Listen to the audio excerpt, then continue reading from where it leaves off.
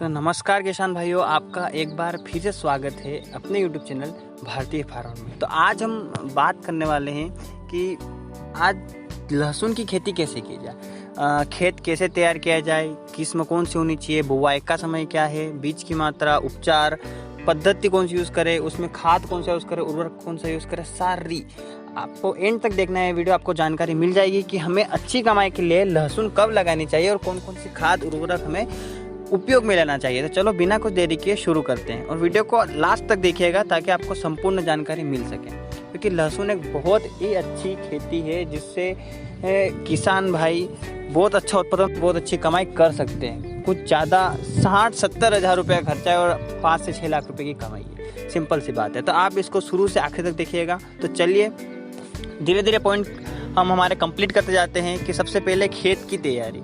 पता है लहसुन लगानी है तो खेत की तैयारी कैसे करें। तो खेत की तैयारी करने के लिए जो हमें खेत की जुताई करनी है वो गहरी जुताई करनी है, क्योंकि वह तो अभी बारिश के बाद जो हमारा खेत है वो पूरा कुचला गया है, इसलिए हमें सबसे पहले गहरी जुताई की आवश्यकता पड़ेगी। फिर उसको समतल करना है और बिल्कुल एक तरह से धूल बनानी है, बिल्कुल धूल बनानी है। उसको गहरी जुताई 1 से 2 बार करें उसकी जुताई, और उसके बाद उसमें पठार वगैरह जो भी आप लगाएं उससे उसको आप समतल कर लें। अब आती है लहसुन की किस्म की बात कि लहसुन की किस्म कौन सी लें। अब मध्य प्रदेश की अगर मैं बात करूँ तो यहाँ पर यमुना सफ़ेद हो गई, यमुना सफ़ेद G50 हो गई और यमुना सफ़ेद 3 हो गई। यमुना सफ़ेद की जो वैरायटी होती है वो बहुत ही बेस्ट होती है, उत्पादन बहुत ही तगड़ा होता है उसका, तो आपको याद रखना है। अब आती है बुआई का समय।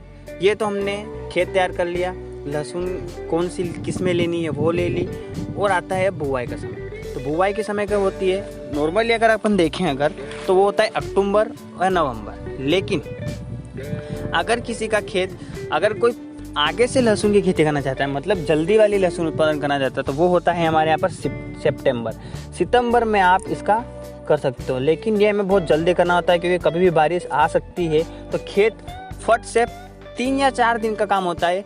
अगर धूप आई, खेत अच्छा सूखा हमारा, फट से हम खेत को रेडी करवाया और जल्दी से लगाया, क्योंकि आगे की जो लहसुन होती है उसकी बात ही अलग होती है, क्योंकि वो या तो बहुत अच्छा भाव दे देती है या फिर पानी की वजह से बिगड़ जाती है। लेकिन बिगड़ने के चांस कम है क्योंकि हम इसमें खाद उर्वरक जो मिलाएंगे वो बहुत ही सहयोगी होंगे। ठीक है, तो अगर आप थोड़ी मात्रा में खेती करना चाहते हैं तो वो हो जाएगी हमारी सितंबर की खेती। सितंबर में आप थोड़ी बहुत लगा दें और फिर हमारा खेत सोयाबीन वगैरह जो भी आपकी फसल है वो निकलने के बाद अक्टूबर तक आप उसका वेट कर लें, अगर आपके पास पानी की व्यवस्था है तो। और पानी की व्यवस्था कम है तो आप जल्दी यानी कि सितंबर में आप लहसुन लगा सकते हैं। अब आती है बीज की मात्रा। बीज की मात्रा अगर अपन देखें तो जो बड़े आकार की कलियाँ लेनी है हमें। सबसे बड़ी बात है, अगर हम जो बीज खरीदने जाए, हमारा घर का बीज है, तो हमें बड़े आकार की कलियाँ लेनी है, 5 से 6 किलो बड़े आकार की कलियाँ लेनी है। कितनी कलियाँ की बात हो रही है, 1 बीघा की अगर हम देखें तो 1 बीघा में करीबन 1 कुंटल लगती है। कितनी प्रति हेबीज की बात करें तो 5 से 6 किलो प्रति हेबीज। हेबीज क्या होता है ये आप अभी नहीं समझ रहे, तो अपन बीघा से देख ले तो 1 क्विंटल ऊपर लगती है 1 बीघा में। ये होती है लहसुन की जो हमारी बीज की मात्रा होती है वो। अगर हम सीड ड्रिल से कर रहे हैं तो, और अगर मजदूर से कर रहे हैं तो कम ही लगनी है, क्योंकि उसमें नुकसान होना कम आता है और जहाँ पर हमें जितनी दूरी रखनी होती है वो भी अपन कर सकते हैं। लेकिन ऐसे ही लहसुन को ना लगाएं, क्योंकि फंगस अभी अगर हम सितंबर में लगाना चाहते हैं तो फंगस इसमें हमें बहुत ज़्यादा नुकसानदायक होगा, फंगस से नुकसान होना ही है। तो इसको उपचार करके लगाएं। उपचार कैसे करें, जो बीज की कलियाँ है वही मैनकोजेब आता है और कार्बेंडिज़म 3 ग्राम दवा होती है, उसका एक घोल बना ले और लहसुन से उसे क्या कर लें, उपचारित कर लें। बहुत अच्छी पद्धति है जिससे फंगस नहीं आता है, लहसुन हमारी सही चलती है और बहुत ही अच्छी पद्धति है, इसलिए आप इसको उपचार कर ही लगाएं। क्या क्या यूज़ करना है आपने को, मैनकोजेब और कार्बेंडिज़म 3 ग्राम। ठीक है, अब बुआई की पद्धति देखनी है। बुआई की पद्धति मतलब जो कलियाँ होती है लहसुन की उसको कहाँ पे लगाना है, कितनी दूरी पर लगाना है। तो कतार में लगाते हैं तो 15 सेंटीमीटर की कतार की दूरी में लगाएं, और जो पौधा होता है हमारा उसकी जो गहराई होती है वो 3 से 4 सेंटीमीटर लगभग अंदर लगानी चाहिए। क्योंकि बारिश के मौसम में अगर इतनी गहरी नहीं होगी तो जब अगर सितंबर वाली बात करें तो पानी आएगा तो धूल के निकल सकती है। लेकिन अगर अक्टूबर की बात करें तो ज़्यादा गहरी ना भी हो तो भी चलेगा, क्योंकि अगर हम सितंबर की बात करें तो नुकसान होना तय है। लेकिन अक्टूबर और नवंबर की बात करें तो ज़्यादा गहरी नहीं होगी, तो भी हम इसको देख सकते हैं, ठीक है। और ये आप एक बात ज़रूर ध्यान रखिएगा कि पतले हिस्से को ऊपर की ओर रखें। जो कलियाँ होती है पतले हिस्से को ऊपर की ओर रखें, न कि मोटे वाले हिस्से की ओर। अब हम थोड़ा और आगे बढ़ते हैं खाद और उर्वरक की तरफ। 100 ग्राम नाइट्रोजन, फास्फोरस 50 ग्राम, पोटास और सल्फर, ये होती है 5 चीज़ें। यूरिया हो गई और डीएपी, ये 5 से 6 खाद इन सबको मिक्स करके हमारे वर्मी कंपोस्ट और जो गोबर की खाद है उनके साथ मिलाकर जो तैयार किया हुआ खेत है, जो भुरभुरी जगह है वहाँ पर उसको क्या कर दें, डाल दें। उसके बाद अब आगे बढ़ते हैं। अब हमने जो बताया, ये करने के बाद जब खेत कंप्लीट हो जाए, हमने कलियाँ लगा दी, उसके बाद हमने ये सब खाद वगैरह का छिड़काव कर दिया। उसके बाद आती है सिंचाई की बात। सिंचाई अब हमने, आप सिंपल सी बात है कि खाद का यूज़ किया है, उर्वरक का यूज़ किया है, तो सिंचाई की ज़रूरत तो पड़ेगी से, लेकिन इतनी भी सिंचाई की ज़रूरत नहीं पड़ेगी। बुआई के तत्काल बाद की बात हो रही है, बुआई हुई तत्काल बाद थोड़ा सा पानी उस पर हल्की सिंचाई करें, ज़्यादा नहीं, हल्की सिंचाई करें। फव्वारे भी बहुत बेस्ट है। अगर आज आधुनिक पद्धति आप अपनाना चाहते हो तो आपके पास अगर फव्वारे अवेलेबल है तो प्राथमिक जो हमारी सिंचाई होती है वो फव्वारे से हो जाए तो बेहतर होता है, क्योंकि हल्की सिंचाई की आवश्यकता है। उसके बाद जब वो परिपक्व हो जाती है, जब वो उगने लग जाती है 10 से 12 दिन के अंतराल में, तब हमें सिंचाई पर हमेशा विशेष ध्यान देना है, क्योंकि ज़्यादा पानी जाएगा तो उसको टाइम टू टाइम पानी मिलता रहेगा। लेकिन जो पहली सिंचाई होती है तत्काल बुआई के बाद, वो थोड़ी हल्की होनी चाहिए। अब आती है हमारी निंदाई की बारी और खरपतवार नियंत्रण कैसे करें। तो या तो हो सकता है जिसे हम डोरा बोलते हैं, 25 दिन 40 से 50 दिन पर करें। ये ज़रूरी है, क्योंकि घास नहीं होगी तो बढ़िया होगा और बाद में तो हाइट पकड़ लेगी, तो फिर ये सब होना तो तय है नहीं।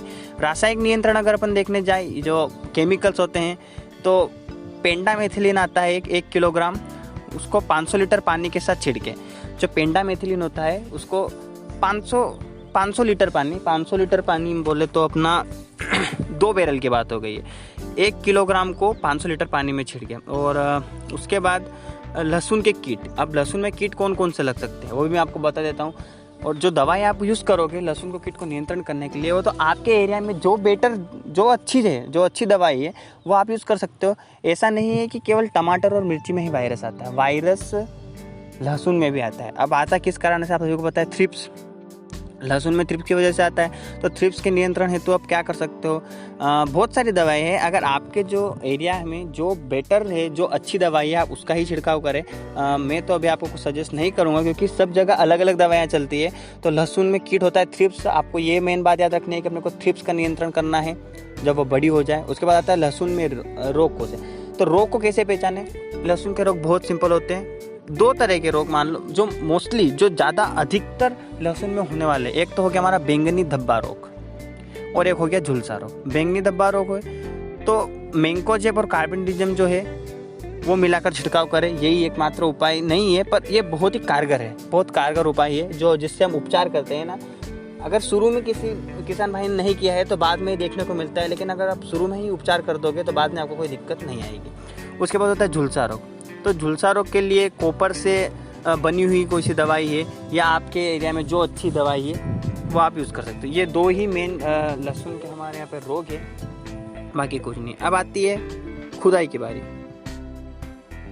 तो पत्तियाँ जब हमारी पीली हो जाए लहसुन की, अब खुदाई तक चले गए हैं हम, आज पूरी प्रोसेस समझाएंगे आपको कि लहसुन कैसे बोते हैं, कैसे लगाते हैं, खाद क्या है, उसको निकालते कैसे हैं क्या। तब खुदाई ये लास्ट है। तो खुदाई में अगर देखें तो जब पत्तियाँ पीली होने लग जाए तो उसी खुदाई करना चालू करें। 3 से 4 दिनों तक उनको छाया में सुखाया जाए, न कि धूप में सुखाने से नुकसान ही होगा हमारा, क्योंकि वो पीली पड़ जाएगी या और कुछ धूप से नुकसान हो सकता है। इसलिए उसको 3 से 4 दिन तो हमें छाया में ही सुखाना है। उसके बाद उपज 150 से 200 क्विंटल प्रति हेक्टर निकलती है। 150 से 200 क्विंटल, यानी कि जितनी आपकी अच्छी जगह होगी। अब मिट्टी की बात अगर मैं बताऊँ, अच्छी जगह मतलब दोमट मिट्टी। अगर आपके खेत में दोमट मिट्टी है तो 15 क्विंटल भी 1 बीघा में से निकल सकती है लहसुन। अगर अपन देखें अगर आपके पास दोमट मिट्टी है तो, और नहीं भी है तो भी ये जो फसल होती है उन्नत किस्म की बीज हो गए, उपचार करके लगाए हैं, तो 150 से 200 क्विंटल प्रति हेक्टेयर